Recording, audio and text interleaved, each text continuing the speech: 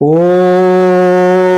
आंजनेयाय विद्महे महाबलाय धीमहि तन्नो हनु प्रचोदयात्। जं शैव्या समुपासते शिव इति ब्रह्मेति वेदान्तिनो बौद्धा बुद्ध इति प्रमाणपटवः कर्तेति नयायिका। अहिर्ना नित्यच्च जैन शासनरत उर्मेति मामंसका स्वयं वो विबधातु वांछित फलम तर्ल्यनाथो हरि। भारत तथा ओडिशार अगणित श्रोता मानंकु जेडी वेब टीवी तरफरु अभिनंदन प्रणाम।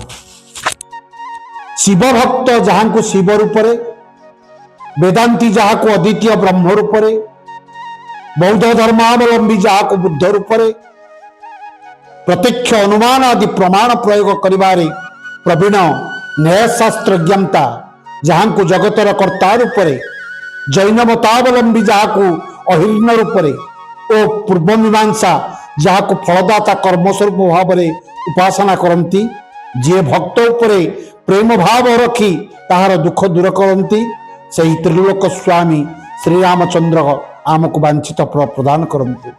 जितेबाला हनुमान जी महाराज सूक्ष्म रूप धरी लंका भीतर को प्रवेश करते, भगवान शिव को से निजे शंकर सुबल केसरी नंदन किंतु शिव को आह्वान करते। क्षुद्र रूप धरी माता सहित वार्तालाप करने पर विकराल देह धरी लंका जड़ाइले हनुमान। भयंकर रूप धरी लंकार राक्षस मान को मारिदेले आ श्रीराम समस्त कार्य संपादित कले। जेतेबेले हनुमान यही कार्य करके फेरिले, सेतेबेले तांकर मन भीतर थिबा जोगी रूप एवं शंकर जी को हृदय धारण कर जो रूप, सही रूपरे हनुमान जी सदा निवास करती।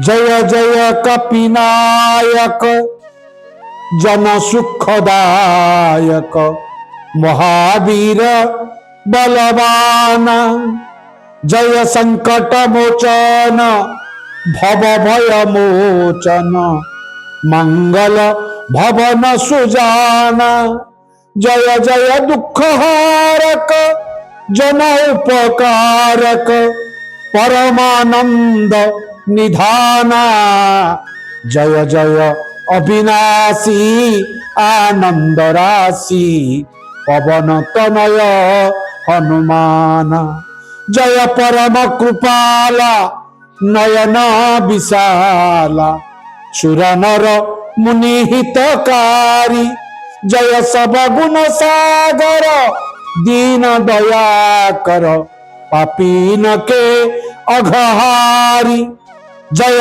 धम उद्धारक दीन नतारक समर धीर अनुरागी, जय खलदर गंजन विपति विभंजन हरऊ कुसंकट भारी, जय मारुत नंदन जनमन रंजन, जय प्रभु प्रेम स्वरूप, जय गर्भ प्रहारी महिमा भारी, द्रवऊ नाथ कपि भूप।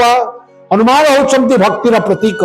भक्तराज हनुमान, सेवक हनुमान, जीवन स्रोत हनुमान, आदर्श मित्र रूप हनुमान, पथ प्रदर्शक हनुमान, हनुमान समस्त रूप आज समग्र विश्वर भक्त मान को टाणी आनी। समग्र भारत वर्ष वर्तमान सुधा 6 लाख ऊर्ध्व हनुमान मंदिर प्रतिष्ठा होती। तेणु आज जेडी वेब टीवी तरफ अगणित श्रोता मान को हनुमान चरित्र निश्चित भाव में आपण को अनुप्राणित कर आपण को आदर्श भाव में बंचार कला कौशल शिखेब। एतिकी कही मैं आपण को प्रणाम जनाऊँगी। जय जय सीताराम, जय जय सीताराम, जय जय सीताराम।